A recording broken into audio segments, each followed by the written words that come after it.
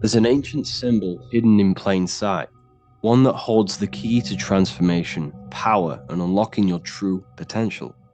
It's been used for centuries by mystics, rulers, and even modern science, but almost no one understands its true meaning. Once you do, it will change the way you see yourself and the world forever. Stay with me, because this could be the key to your own awakening. The symbol of the snake, or the serpent, is a very powerful symbol that refers to something within you, that we all are on this journey. So first of all, we see this symbol in ancient Egypt on the top of the pharaoh's head. We also see this with Buddha, with the snake on top of the Buddha's head and below. We also see this in Rome, with the Roman god Mercury holding the staff with the snake. We see this in Adam and Eve's story, with the snake tempting Eve. We even see this today on the medical facility. But what does this mean? Why is this symbol being used for thousands and thousands and thousands of years? It has a very deep esoteric meaning. We see this in the caduceus staff, and we even see the snake representing the Kundalini. What does the snake actually mean? A lot of people think it represents the Kundalini, which it does. However, there's a deeper interpretation of this symbol, and it goes very far beneath the surface of what the snake actually represents. Okay? So first of all, when looking at symbols, we need to observe what the snake does in nature. The serpent sheds its skin. The serpent shedding its skin is a sacred symbol of an inner transformation. It transforms from its old self to a new self. It sheds layers of itself.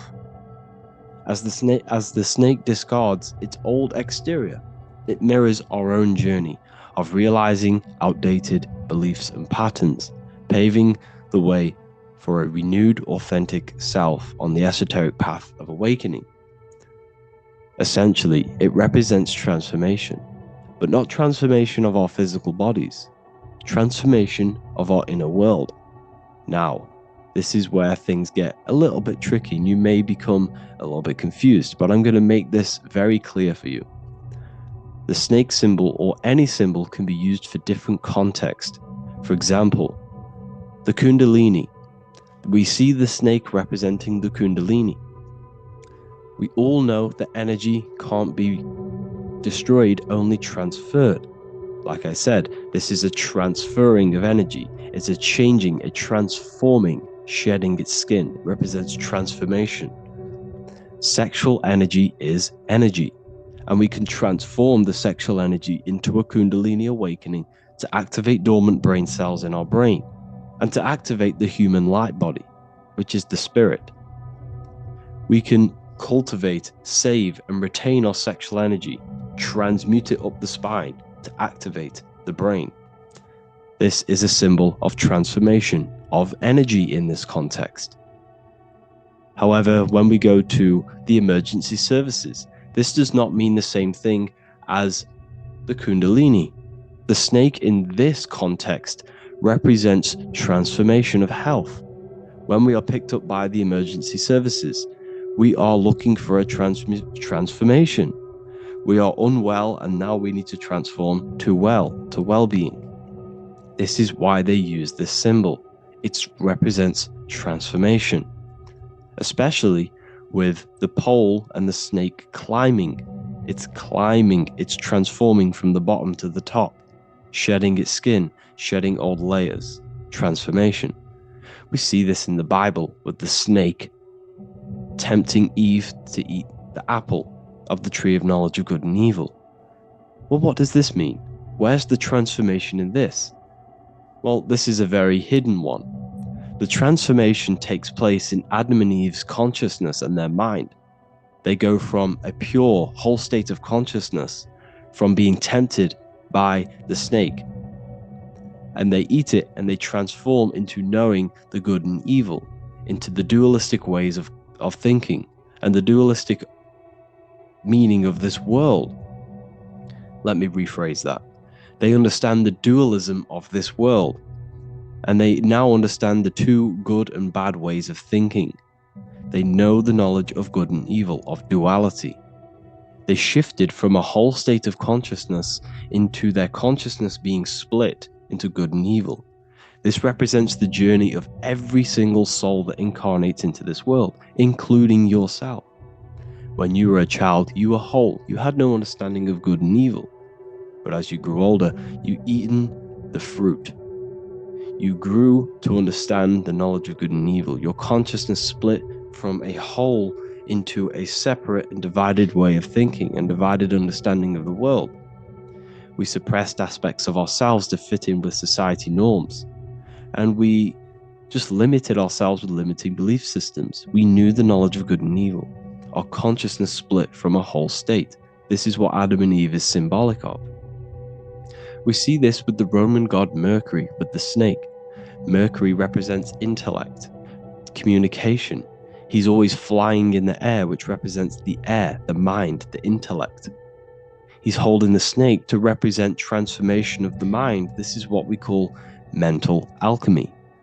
Turning base metals into gold, turning the unenlightened aspects of our mind into enlightened ones, turning our negativity into power and control.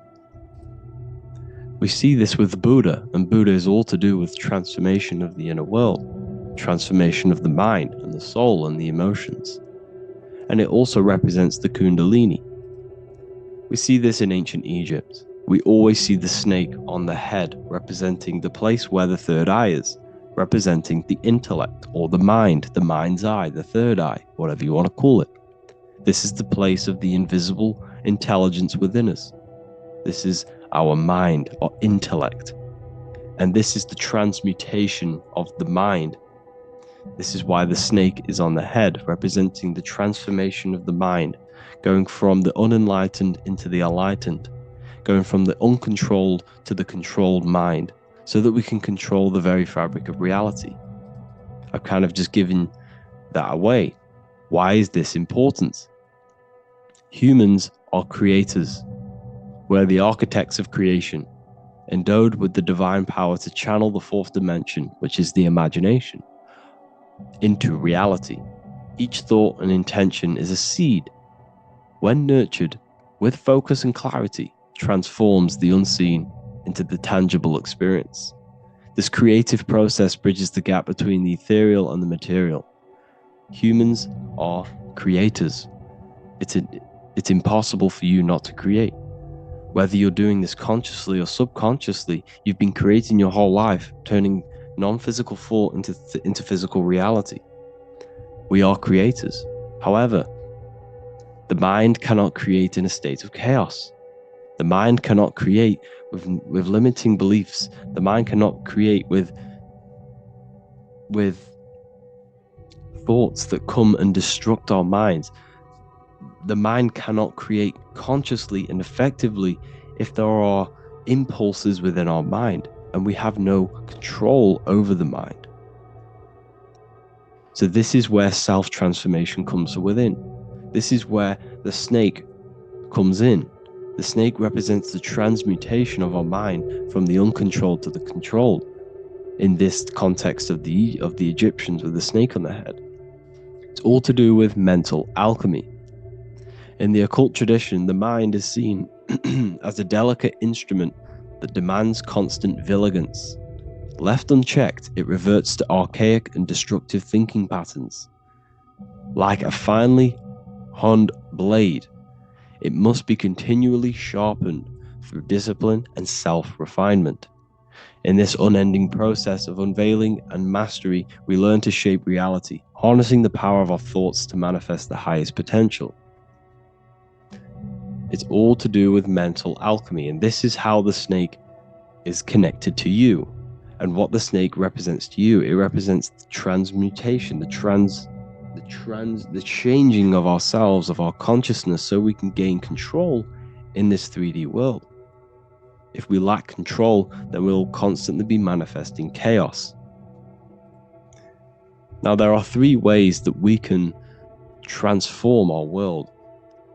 and we can slowly transform our mind. Now, this is not an overnight process. It takes periods of time of purification. And number one is affirmation. Let's say we have this dirty cup of water and we have a tap of water. And in this tap, it's pouring in more water, clear water. Over time, if I keep pouring clear water into this cup, it's going to slowly purify this cup. And then in the end, it will look like the cup on the right. It's the same with your mind. The cup represents the limiting beliefs, the negative thoughts, the negative mind, the uncontrolled mind.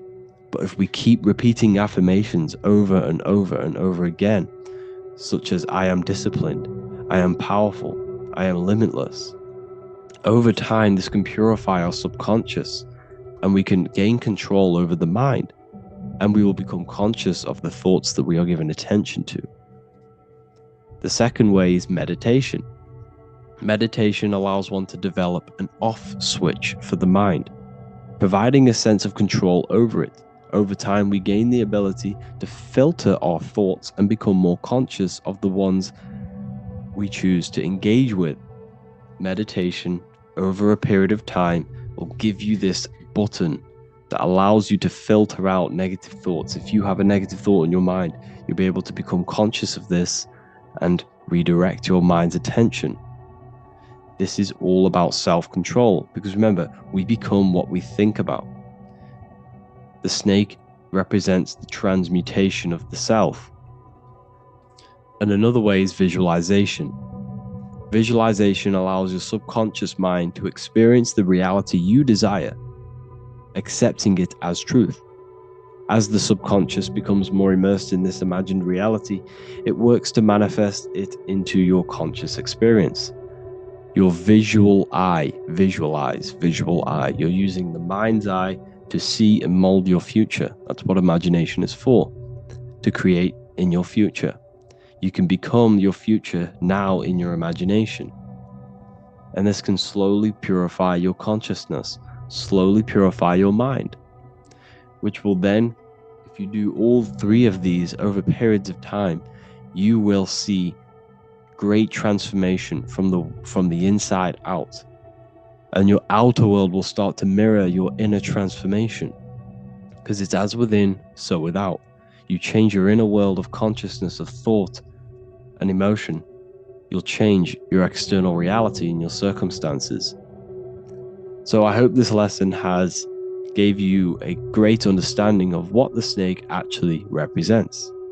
And now that you see it, you will see this everywhere. Every time you see a snake, you know it represents the transformation. So please, if you can, leave a like, comment, and subscribe, and turn on the alerts to make sure you never miss a video. And if you have any video suggestions, feel free to make a comment and I can make a lecture on it. I appreciate you all watching this video today, and I'll see you all inside my university if you're inside, and I'll see you all in my Telegram if you join, and I'll see you in the next video, of course. Thank you and take care.